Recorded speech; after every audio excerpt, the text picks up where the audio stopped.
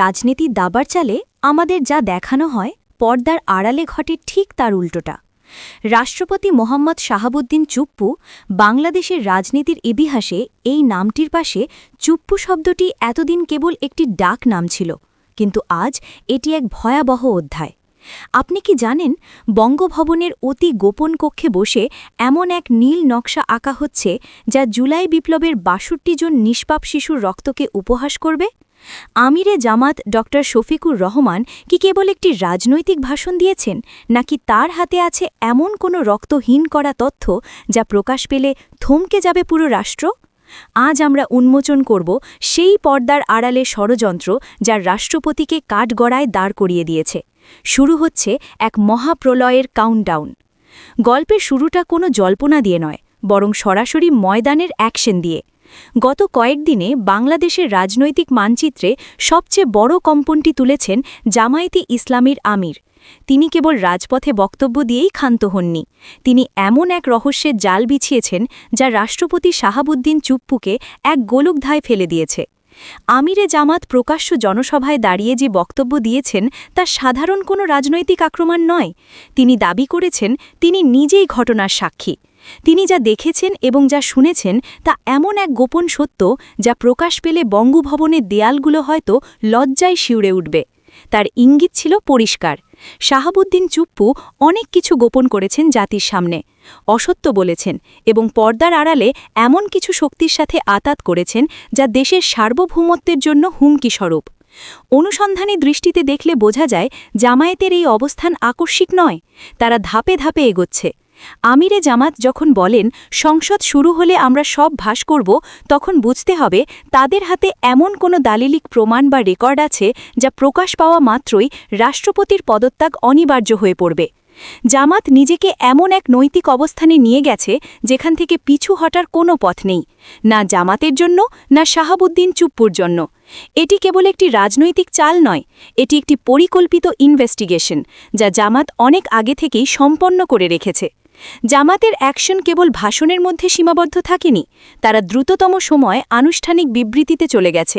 জামায়াতে ইসলামীর কেন্দ্রীয় প্রচার বিভাগের সিনিয়র প্রচার সহায়ক মুজিবুল আলমের পাঠানো সেই সংবাদ বিজ্ঞপ্তিটি বিশ্লেষণ করলে এক ভয়াবহ চিত্র ফুটে ওঠে। সেক্রেটারি জেনারেল মিয়া গোলাম পারোয়ার সেখানে সরাসরি শপথ লঙ্ঘনের অভিযোগ এনেছেন।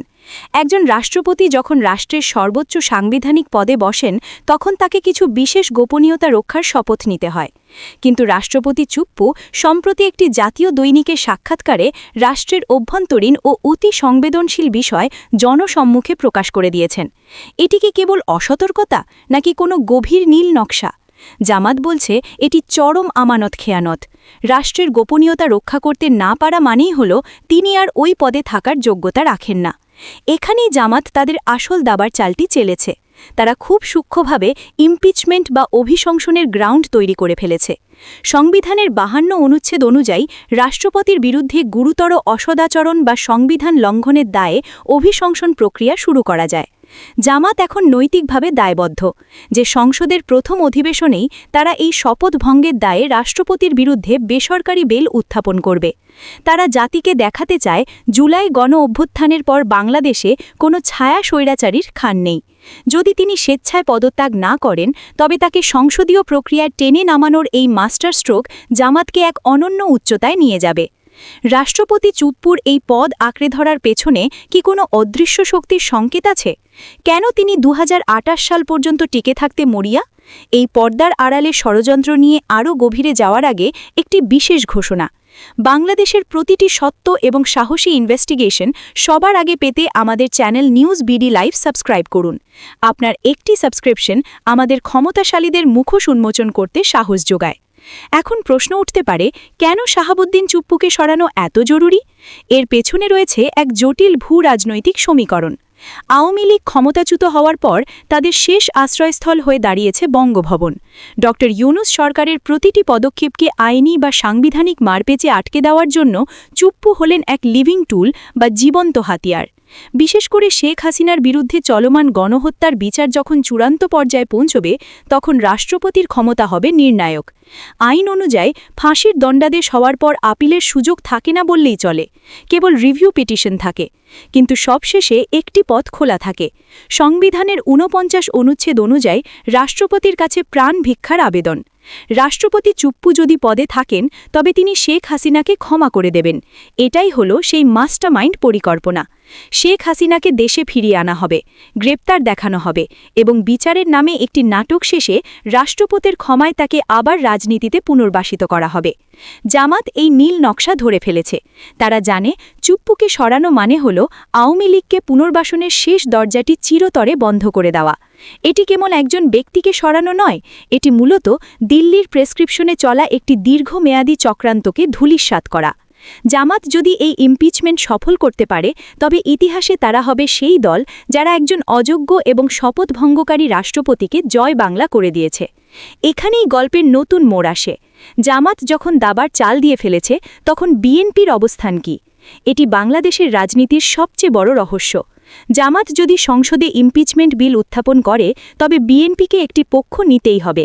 যদি বিএনপি এই বিলে সমর্থন না দেয় তবে জনগণের কাছে তাদের ভাবমূর্তি হবে ভারপ্রাপ্ত আওয়ামী লীগ হিসেবে। মানুষ প্রশ্ন তুলবে, বিএনপি কি তবে ভারতের দালাল? এমন একজন মানুষকে নিয়ে বিএনপির এত দরদ কেন? এই প্রশ্নটি বিএনপিকে এক হিম হওয়ার অবস্থার মধ্যে ফেলে দেবে। অন্যদিকে জামাত এই সুযোগে নিজেকে জুলাই প্রজন্মের কাছে আস্থার প্রতীক হিসেবে প্রতিষ্ঠিত করছে। তারা প্রচার করছে যে শেখ হাসিনা মুক্ত না থাকলে আওয়ামী লীগ বড়জোর জাতীয় পার্টির সমকক্ষ হবে, তার বেশি নয়। অর্থাৎ চুপ্পুকে সরানো মানে হল আওয়ামী লীগকে চিরতরে পঙ্গু করে দেওয়া। জামাত এই মাস্টার স্ট্রোকে কেবল আওয়ামী লীগকে নয়, বিএনপিকেও এক কঠিন রাজনৈতিক পরীক্ষার মুখে দাঁড় করিয়ে দিয়েছে। এই কৌশলটি যেমন ধারালো তেমনি বুদ্ধিদীপ্ত, যা জামাতের জনপ্রিয়তাকে আকাশচুম্বী করে তুলছে। একটি অদ্ভুত বিষয় লক্ষ্য করেছেন কি? রাষ্ট্রপতি শাহাবুদ্দিন নিজের নাম থেকে চুপ্পু শব্দটি ছেঁটে ফেলতে চেয়েছেন। কেন? একজন মানুষের ডাক নাম, তার শেকড়, তার পরিচয়। কিন্তু যখন কেউ অপরাধ বোধে ভোগে বা নিজের অতীত পরিচয়কে এলিট অবয়বের নিজে ঢেকে ফেলতে চায় তখনই সে নাম বদলের আশ্রয় নেয়। এটি অনেকটা সেই মানুষের মতো যারা বংশ পরিচয় লুকিয়ে নামের পেছনে চৌধুরী বা এলিট উপাধি লাগায়। কিন্তু পরিচয় কি কখনো লুকিয়ে রাখা যায়? জামায়াতে ইসলামী ঠিক এই জায়গাটিতেই আঘাত করেছে। তারা বলছে পরিচয় লুকিয়ে বা নাম বদলে পার পাওয়া যাবে না। ২০২৮ সাল পর্যন্ত বঙ্গভবনে নিশ্চিন্তে বসে থাকার যে রঙিন স্বপ্ন চুপ্পু দেখেছিলেন, জামাত তা ভেঙে দিতে বদ্ধপরিকর। কারণ তার পেছনে রয়েছে ভারতের পরিকল্পনা এবং আওয়ামী লীগের এজেন্ডা। জামাত এখন সেই তথ্যের অস্ত্র বের করবে যা হবে রাষ্ট্রপতির জন্য মরণাস্ত্র। আমিরে জামাত ডক্টর শফিকুর রহমান কি কেবল একটি রাজনৈতিক ভাষণ দিয়েছেন, নাকি তার হাতে আছে এমন কোনো রক্তহীন করা তথ্য যা প্রকাশ পেলে থমকে যাবে পুরো রাষ্ট্র? এমন এক মিশ্রিত পরিস্থিতিতে দাঁড়িয়ে বোঝাই যাচ্ছে ২০২৪ সালের শেষ অংশটি বাংলাদেশের জন্য হবে এক ঐতিহাসিক সময়, যেখানে প্রতিটি পদক্ষেপ একটি নতুন ইতিহাসের জন্ম দেবে।